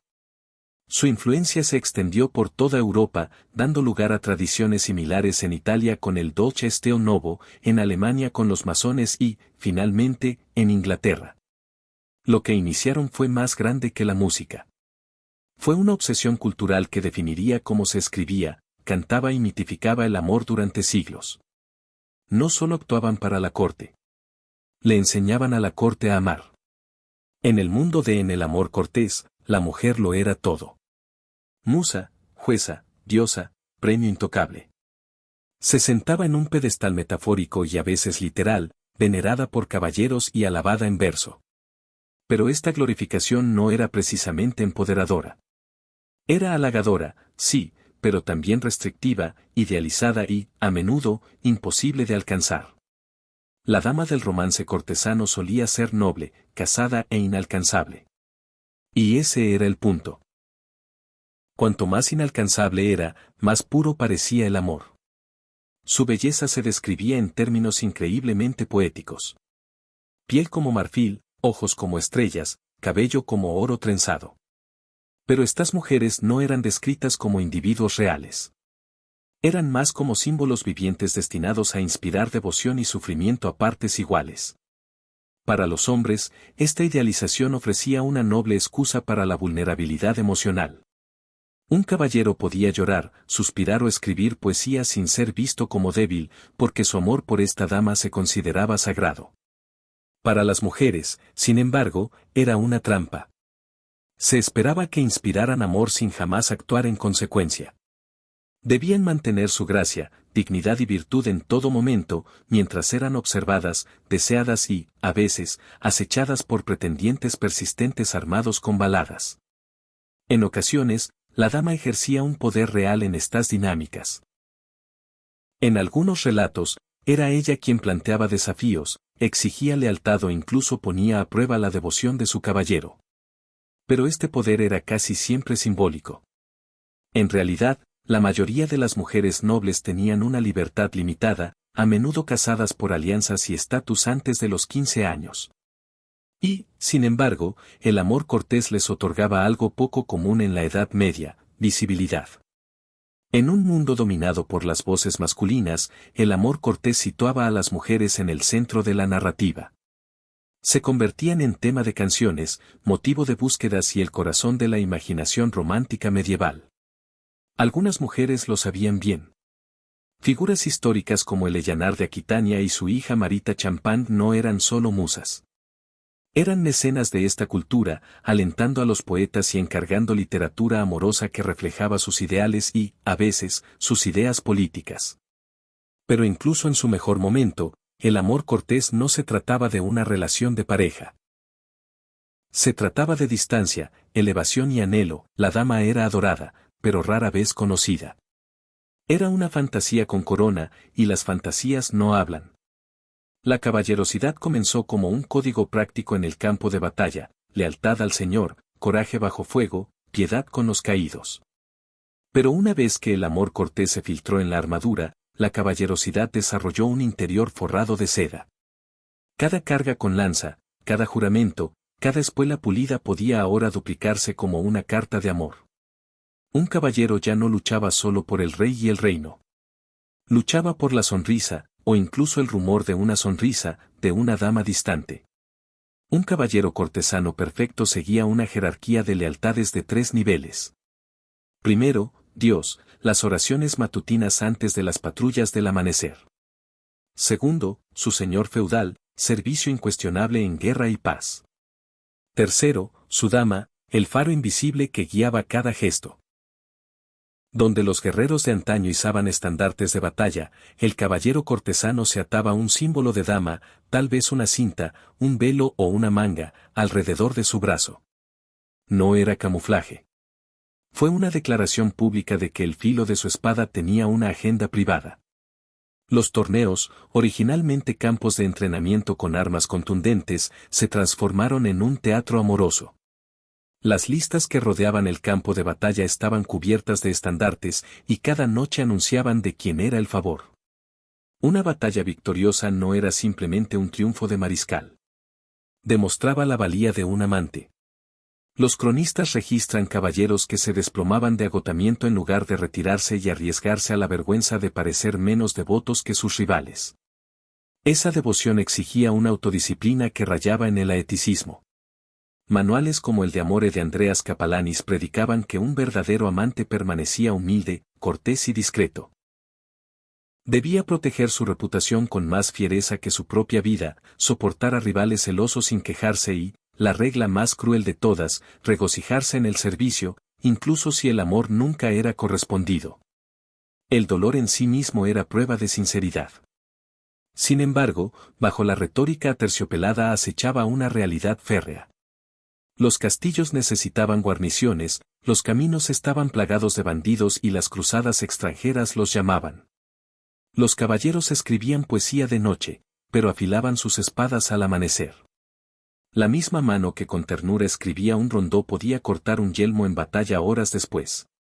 Los comentaristas medievales notaron la contradicción, pero esa paradoja era precisamente la clave: cuanto mayor era el contraste entre brutalidad y ternura, más noble era la noche. Claro que los corazones auténticos complicaban el código. Surgían amoríos secretos, estallaban escándalos, se destrozaban reputaciones, pero el ideal seguía siendo tentador. Una armonía donde el coraje se unía a la cortesía, donde la fuerza de un guerrero se inclinaba ante la gracia de una dama. Para un público medieval, inmerso en guerras y matrimonios concertados, ese ideal era embriagador. Así, la caballerosidad, acorazada de hierro, pero perfumada de anhelo, se convirtió en el sistema operativo del romance aristocrático. Lucha con ahínco, ama con más ahínco, preferiblemente desde una respetuosa distancia poética. Todo código invita a la ruptura, y el amor cortés, tan obsesionado con el secreto y el anhelo, prácticamente imploraba una transgresión en el mundo real. Bajo los versos etéreos y la pompa de los torneos, la tentación de carne y hueso se abría a fuego lento. Cuando la fantasía se desprendía del pergamino, encendía algunos de los escándalos más jugosos de la Edad Media. Tomemos como ejemplo a Pedro Abalardo y Eloísa. Abelard era el filósofo estrella de Europa. Eloísa, su brillante alumna adolescente. Su relación comenzó como un romance cortesano de manual, con lecciones secretas que se convertían en poesía y miradas furtivas hasta volverse muy real, muy física y muy pública. Las consecuencias fueron brutales: un tío furioso, una hija clandestina, un matrimonio forzado, la infame castración de Abelard, y ambos amantes terminando sus días en monasterios separados, escribiendo cartas que destilaban teología y desamor a partes iguales. Los ideales cortesanos prometían una devoción enaltecedora. La realidad deparaba mutilaciones y penitencia de por vida. La alta política tampoco era inmune. Se rumoreaba que Leonor de Aquitania, decana de la cultura troudoriana, había tenido numerosos flirteos, el más notorio con su tío Raimundo de Poyer durante la Segunda Cruzada. Ciertos o no, los rumores contribuyeron a envenenar su matrimonio con Luis VII y transformaron el mapa de Europa cuando se casó con Enrique Plantagenet. Las canciones de amor podían derribar tronos. Ni siquiera las hijas reales estaban a salvo. El caso Tour de Nesle de 1314 vio a 3 princesas francesas acusadas, gracias a los chismes de un sirviente, de un encuentro adúltero en una torre parisina. 2 matrimonios fueron anulados. Los supuestos amantes fueron desollados y ahorcados, mujeres deshonradas pasaban años en las cárceles de los conventos. La retórica quioálica alababa la virtud femenina. El sistema judicial tenía cadenas de hierro esperando cuando la virtud se resquebrajaba. Luego estaban las tragedias más silenciosas.